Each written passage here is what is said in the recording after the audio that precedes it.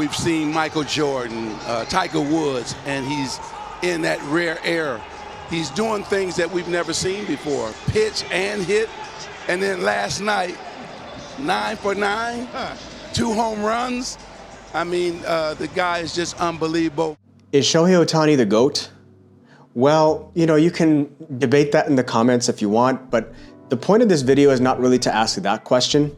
Really, the point of this video is to help you. You have a goal you're trying to achieve, and the point of this channel is to dive into great stories about goals, strategies, and the execution that people or businesses or organizations executed to reach their loftiest goals.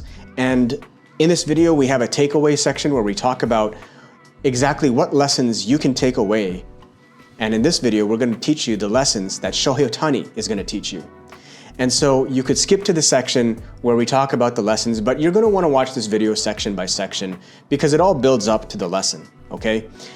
And also, full disclosure, I feel a little bit awkward about making this video because, I'm from Toronto, okay? So I gotta support the Blue Jays, all right? Even though I like Shohei Ohtani, I gotta support the Blue Jays, all right? Guy, that's just how it's gonna be. So yeah, I'm gonna say go Jays go, but at the same time, if LA wins, I mean, I'll be happy for Shohei Ohtani.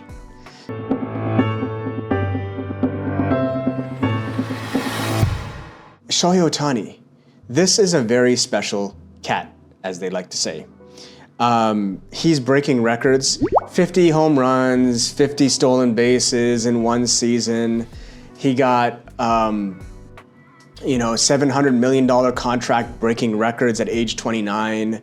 And, he had 3 home runs and 10 strikeouts in the World Series, the only person in history to ever do that. So he is, creating his own trends that no one else has done before. So it's really an amazing story. But let's just talk a little bit about the backstory before we get to the goal, strategy, and execution. So his backstory is pretty amazing. He had been brought up in Japan, and his father was a baseball player, and his mother was also in sports, badminton. I should say badminton. I don't know why I'm being forced to say badminton. Badminton never made sense to me. I don't know what's a good mitten and a bad mitten, but I like to say badminton, okay? So anyhow, he grew up with baseball. He had an older brother who his father kind of regretted not really giving him as much lessons in baseball. So he didn't want to mess up with Shohei. So Shohei, from a very young age, was the boy with the baseball. And as he was growing up, something very interesting happened. He realized he could pitch. And he was pitching 99-mile-per-hour heat at age 18 or 19 as a high school senior. And no one in Japan's history had pitched with that kind of speed and power. So, he was this great player, but he was saying, look, I can also hit. So when he got into the Japanese major leagues, he had a lot of pressure on him. And the pressure was, you gotta pick. You can't just choose to do both, okay? Baseball is a specialized sport. You need to specialize in hitting or pitching. So what's it gonna be? And he was like, he had this one principle. I'm not going to join any team that doesn't allow me to do both, because I am playing both sides of the field. And that's basically what he was all about. So one thing that's also very important to note is that, and this is a very key thing, when he got to the Japanese professional league, and he insisted, he says, no, I'm gonna do it my way. They thought he was immature, and they thought he was kind of bratty, because he didn't even back it up. He batted .231 and had an ERA of 4.1 in 2013. So he didn't start out very well. And then all the naysayers were saying, Shohei, pick, okay? You can't just get to be at an elite level at both of these. So you're really damaging your career, you're damaging your progression and trajectory. You gotta stick to pitching probably, because you were superstar at the high school level, pitching 99 miles per hour. But he insisted and he said, no, I'm going to keep this. I'm going to keep it up. And also an interesting fact is, all that, he made a lot of money, relatively speaking, in Japan for playing baseball at a young age. And he even gave his mother all of his income, and he would get a $1,000 a month allowance for his years of playing baseball in Japan. So, that kind of gives you a little bit of a tidbit about what kind of person Shohei Ohtani is. He's not about money, glamour, and this superstar, megastar lifestyle. He's about working hard and self-actualizing to the highest level in baseball, which is why he deserves a lot of credit and respect for what he's doing, and what he is doing, and what he has been able to do for the game. So he just insisted on doing both. And he, all of a sudden, started putting up some crazy numbers. By 2016, when he was around 22, he batted .322, and he had an ERA of 1.86. These are superstar levels, and he was basically the MVP of the league in Japan. And this got the attention of teams all over the United States. And what he did, one thing that was crazy is this. He could have waited 2 years, and he had potential to sign a $200 million deal at age 25. But because he didn't want to wait, he joined a baseball team in the US, the Angels. And the thing is, he joined 2 years before his 25th birthday. What that means is that he would be locked in, as per the MLB rules, to 6 years of bottom-feeding, low-end contracts, because he couldn't become a free agent for at least 6 years based on MLB rules. So he could have waited 2 years and got a massive contract because of how great he was at such an early age, or say, no, I want to get into the majors now so that I can develop better. He put his development ahead of money. He put his development ahead of hundreds of millions of dollars. So that tells you who he is. Okay, you gotta respect the hustle. You gotta respect the grind.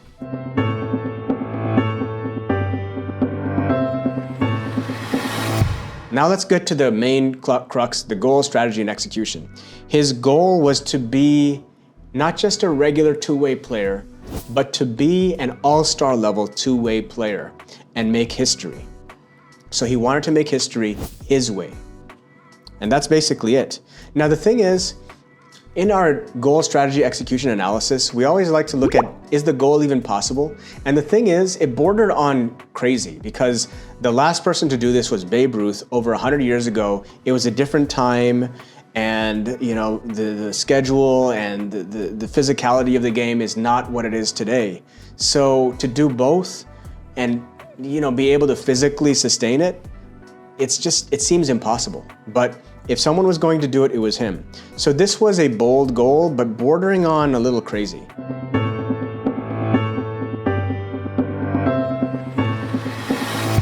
So let's talk strategy now.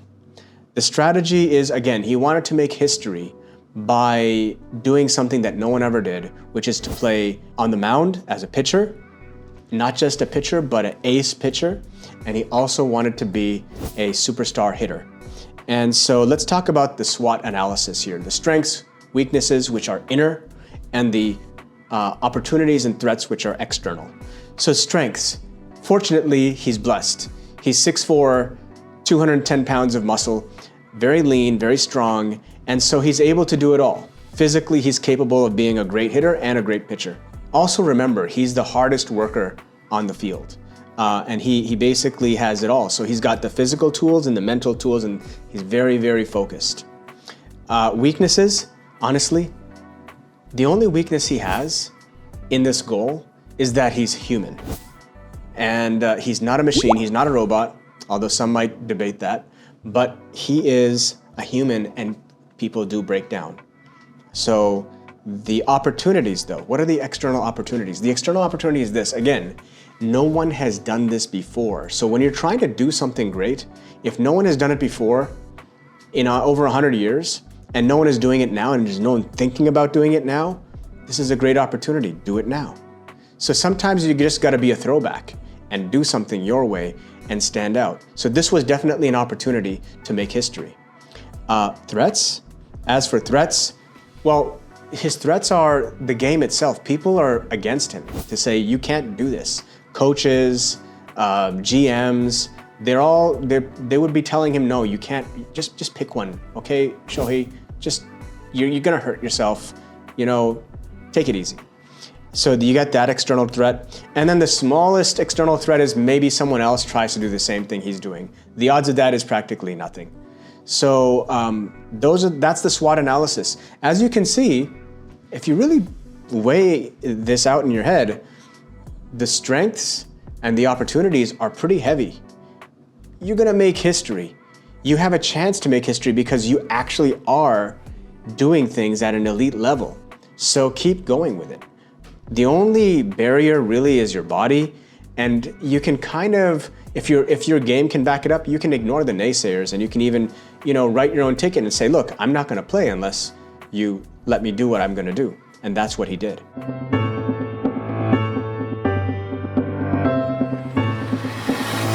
Execution. Now, with execution, we look at three things: passion, discipline, execution. There's no questioning. He's the boy who loved baseball. He's the boy with the baseball since he was a young child. Good habits. He has incredible training regimen, sleep regimen, nutrition. It's renowned. So he's famous for this. And then discipline. Again, he's famous for extreme discipline. He really focuses on his craft, and he wants to be the best at both. So that's basically it. Now, here's the thing. What was the actual end result? He became an all-star, both pitching and hitting, for about 3 or 4 seasons. And that's the thing. He did eventually break down. And now with the elbow injury that he got a few years ago, the amazing thing about this is when he got that elbow injury, it forced him in 2024 to just focus on hitting. So he went from being, let's just say this is all-star level, like right here. So his pitching was here, his hitting was here. And because he had to drop pitching for a season, his hitting went from here, just above all-star level, to here, where he hit 50 home runs and made, captured 50 stolen bases. That's unbelievable.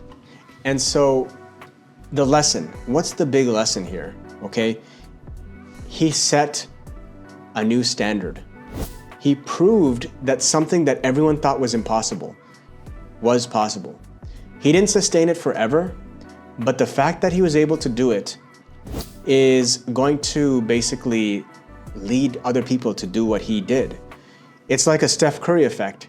I can envision that there's going to be people who admire him, and yes, they're probably not going to do full-time pitching and full-time batting. You need 4 or 5 days to recover from pitching, and you need to be able to bat, sometimes back to back in a short amount of time. So to do both does take a toll.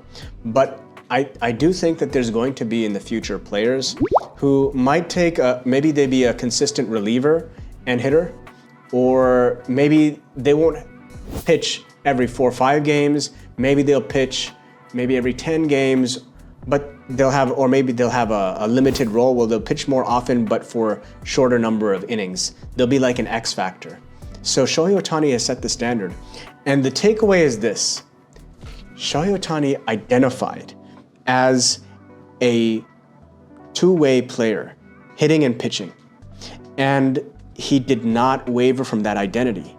So again, the lesson here is be true to you, to who you are. If you know this is something that you can be, and you believe it, and you focus, and you don't you block out the noise, and you stay consistent, you will eventually achieve greatness, like Shohei Ohtani achieved greatness. In closing, you could argue Babe Ruth, Barry Bonds, Shohei Ohtani as the greatest of all time. I leave the debate to the baseball experts. But one thing for sure is he's a role model. He's a great role model because he focused and he had discipline. And that's something that led to greatness. And it's something that you should be inspired by and follow that example. So I hope you found this video helpful. And again, we're trying to do something with this channel. We're trying to create inspiring videos talking about goals, strategy, execution, and the lessons that you can take away. Subscribe to this channel. You have goals, I know, and you're going to learn lessons and have them imprinted and embedded by watching our videos. And I really look forward to continuing to make more content like this and continuing to improve on my own journey. Thanks for watching, and we'll see you in the next one.